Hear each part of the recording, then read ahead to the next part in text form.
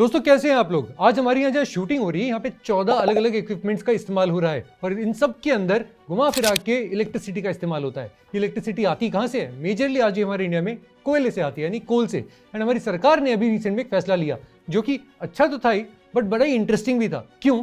उन्होंने एक कोल का एसेट प्राइवेट हाथों में दिया एंड किसी ने प्राइवेटाइजेशन शब्द का एक बार इस्तेमाल तक नहीं किया क्योंकि ये बड़ा ही इंटेलिजेंट वे में किया गया था। 25 साल के लिए पूरा का पूरा एसेट JSW स्टील वालों के हाथों में। एंड कमाल की बात यह कि टेक्निकली देखो तो सरकार ने कुछ बेचा नहीं है यहाँ पे, ना कोल बेचा ना ही माइन बेची। तो सवाल यह कि अगर आपने कुछ बेचा नहीं लेकिन एक प्राइवेट प्लेयर के हाथ में आने वाले 25 साल के लिए आपका एक एसेट चला गया तो एग्जैक्टली डील हुई क्या और कैसे हुई? और उससे ही बड़ा सवाल ये होता है कि ट्रिक असल में है क्या, क्योंकि अगर ये काम करती है, इससे अगर अच्छे आउटकम आते हैं तो इंडिया के हर टूटे हुए सरकारी एसेट पे क्या रिपीट हो सकता है? एक बात अब मैं आपको बताना चाहूंगा, इंडिया के पास दुनिया के सबसे बड़े कोल के रिजर्व्स हैं और फिर भी हम अपनी स्टील इंडस्ट्री के लिए लगभग 90% कोकिंग कोल हर साल इंपोर्ट करते हैं।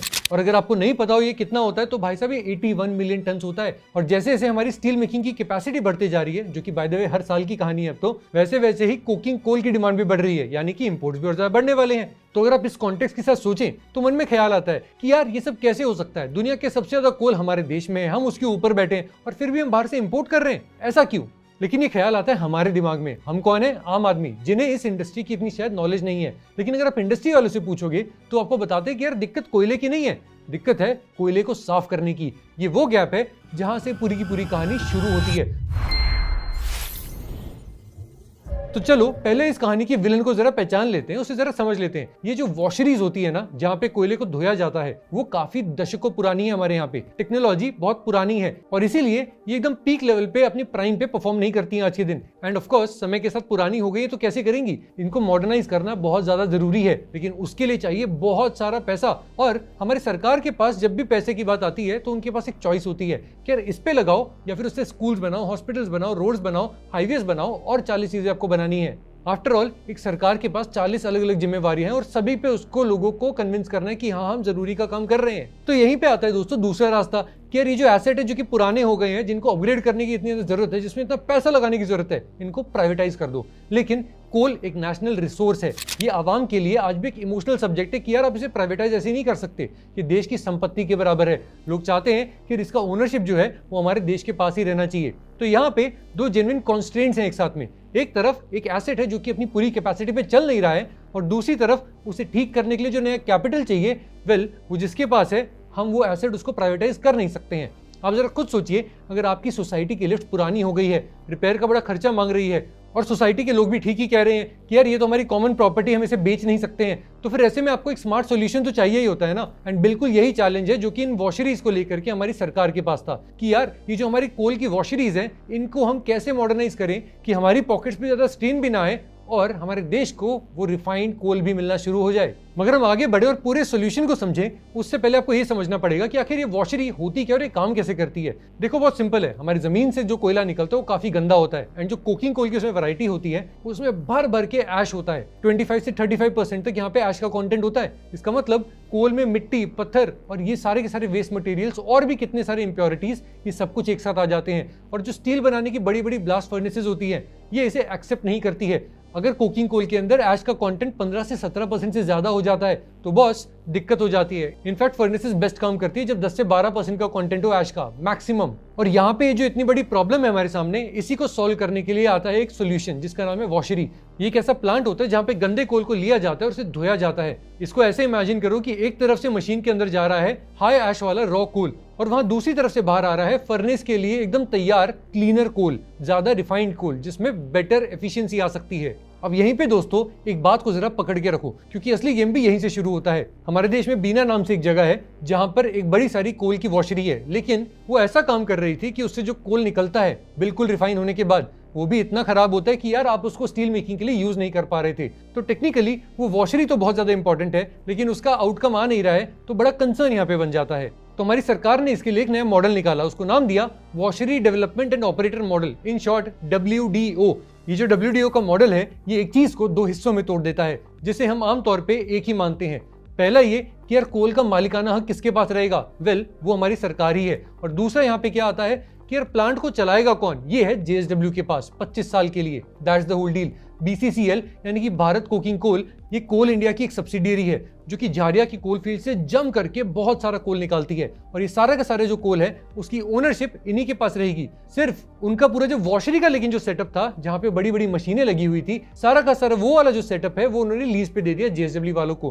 लेकिन कोई भी प्राइवेट प्लेयर भला ऐसे प्लांट में पैसे क्यों लगाएगा, वो भी आने वाले 25 साल के लिए, जो कि यार काम करना ही एक तरह से बंद कर चुका है। इसी का जवाब है जो कि इस डील का मास्टर स्ट्रोक है। मिनिस्ट्री ऑफ कोल ने एक क्लॉज जोड़ दिया, बीसीसीएल को बाइंड कर दिया कि हर साल 2 मिलियन टन का रॉ कोल देना ही होगा, एक फिक्स्ड 2.35% प्रीमियम पे। ये सुनने में बड़ा बोरिंग लग रहा होगा कि यार ये क्या बोल दिया इसने, लेकिन यही वो लाइन है जो कि इस प्रोजेक्ट को बैंकेबल बनाती है, इसको वैलिड बनाती है। सोचो जरा एक अरेंज मैरिज की तरह, जहां दोनों तरफ लिखित गारंटी हो कि यार कमिटमेंट फिक्स्ड है हमारी तरफ से, शादी इतने साल जरूर चलेगी। वैसे ही यहाँ पे कुछ हो रहा है। जेएसडब्ल्यू ग्रुप को 25 साल के लिए कोल की गारंटीड सप्लाई मिल गई है और ग्लोबल प्राइस कितना भी ऊपर नीचे हो इससे फर्क नहीं पड़ता है। एक अनफाइनेंसिबल मरते हुए प्लांट को इस फर्म लिंकेज ने एक सेफ प्रेडिक्टेबल बेड बना दिया है। एंड अब जब आपको ये सब पता चल गया है तो सब कुछ क्लिक करने लग गया होगा, क्योंकि जब ये वॉशरी हाई ऐश कोल को साफ करती है तो जो रिफाइंड कोल होता है वो इंपोर्ट्स की जगह ले रहा है, वो इंपोर्ट्स को एलिमिनेट कर रहा है। मतलब हर एक एक ton of cleaner coal India के इंपोर्ट बिल को और छोटा बना रहा है,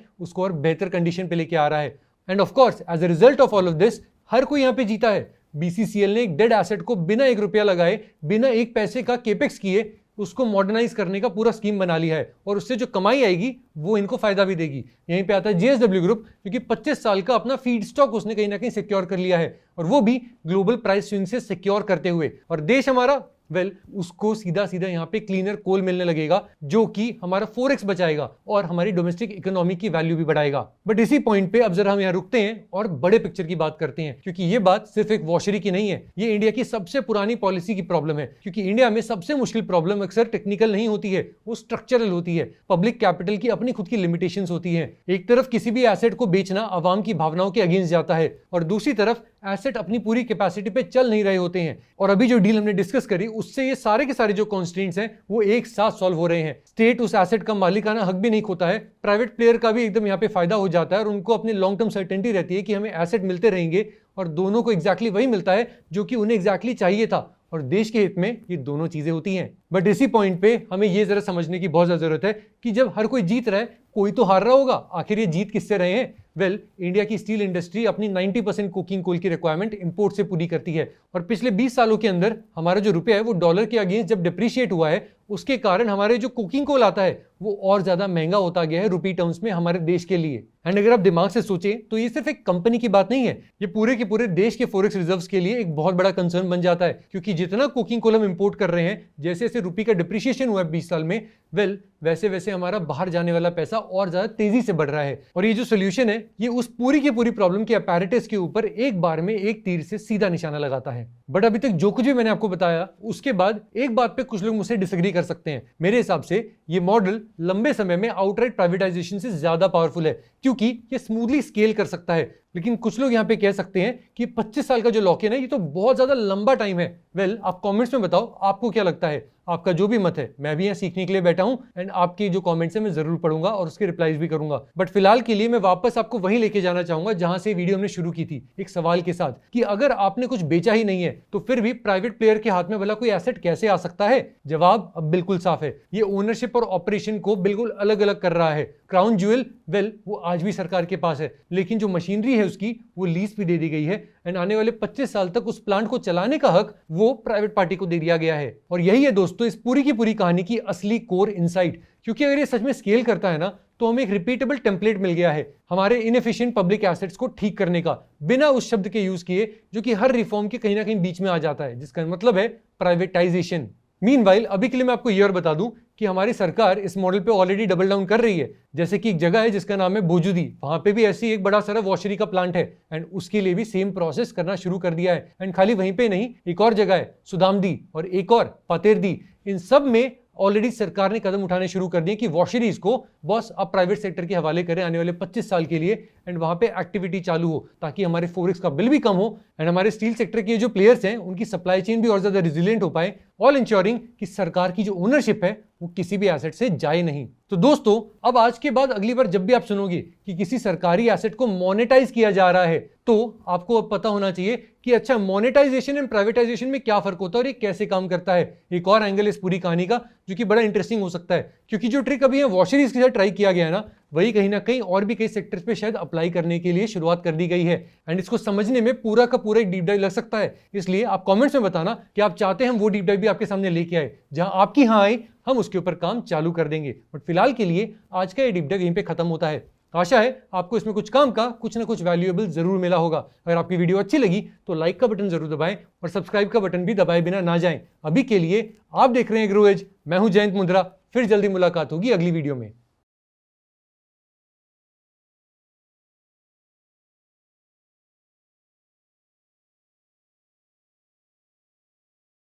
Investment in securities market are subject to market risks. Read all the related documents carefully before investing. Please read the risk disclosure documents carefully before investing in equity shares, derivatives, mutual fund, and or other instruments traded on the stock exchanges.